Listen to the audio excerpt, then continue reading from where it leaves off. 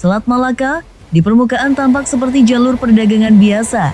Namun di balik itu, ia adalah salah satu choke point paling strategis di dunia, tempat kepentingan global saling bersinggungan tanpa banyak sorotan.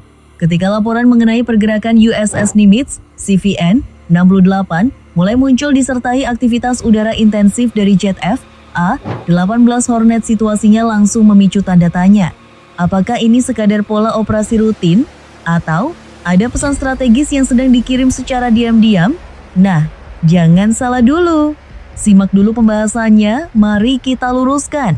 Jujur saja, ini bagian yang sering luput dari perhatian.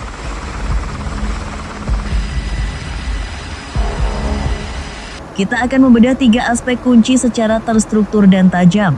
Pertama, posisi strategis Selat Malaka sebagai jalur vital dalam sistem perdagangan dan keamanan global.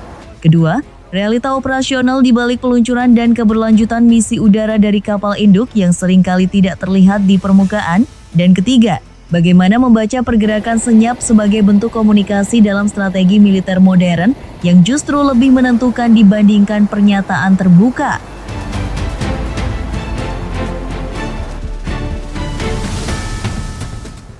Selat Malaka bukan sekadar jalur perdagangan, melainkan salah satu simpul strategis paling sensitif dalam sistem ekonomi global.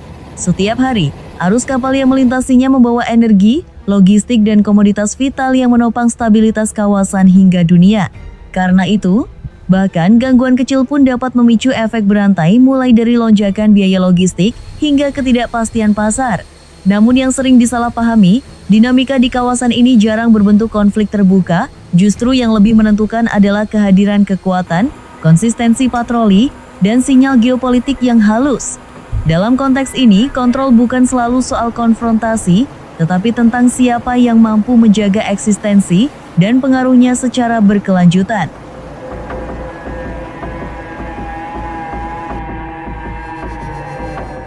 Kehadiran USS Nimitz CVN-68 memang membawa bobot strategis yang tidak bisa dianggap biasa. Sebagai kapal induk bertenaga nuklir, ia dirancang untuk mengoperasikan puluhan jet tempur seperti F/A-18 Hornet dalam satu siklus operasi yang terukur. Namun, penting untuk meluruskan persepsi yang sering berkembang di publik, istilah ratusan jet tempur sebenarnya tidak merujuk pada jumlah pesawat fisik di dek kapal. Dalam praktiknya, satu kapal induk umumnya mengoperasikan sekitar 60 hingga 70 pesawat dari berbagai tipe.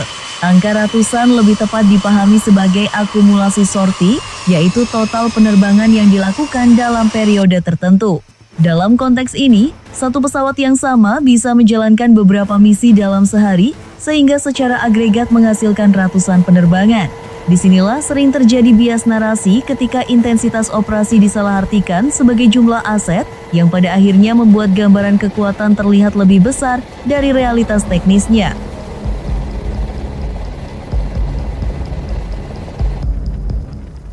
Peningkatan aktivitas udara tidak selalu berarti konflik akan segera terjadi. Seringkali itu mencerminkan latihan intensif atau peningkatan kesiapan operasional.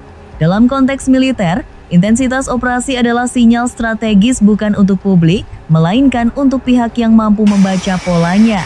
Pergerakan senyap dengan frekuensi penerbangan tinggi menjadi bentuk komunikasi tidak langsung, menunjukkan kesiapan tanpa deklarasi terbuka, terutama di kawasan strategis seperti Selat Malaka.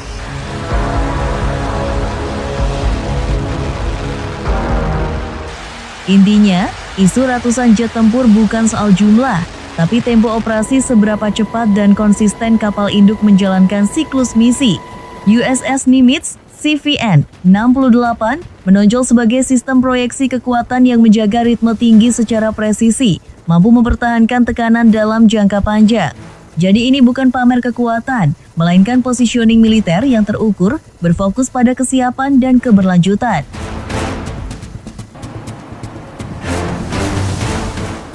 Jadi, apakah Selat Malaka benar-benar sedang memanas? Atau ini hanya dinamika militer yang terlihat lebih dramatis dari kenyataannya?